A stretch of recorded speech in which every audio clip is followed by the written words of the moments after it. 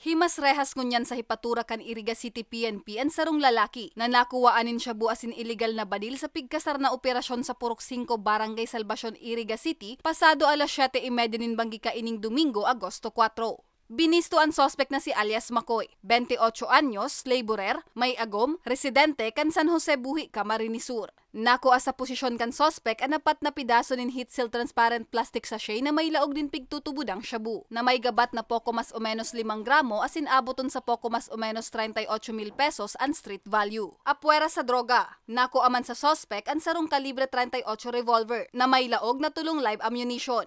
In behalf ng Iriga City Police Station family, nananawagan po kami sa lahat ng mga lawless elements na wag na po tayong gumawa ng masama. Makipagtulungan po tayo para po sa atin, sa ikabubuti natin. Kasi kahit anong gawin po natin, mauhuli at mahuhuli po kayo. At yung may mga baril po na wala pong lisensya, kung maaari po, wag na po kayo magdala ng baril. At i-turn over po ito sa PNP Iriga for safekeeping.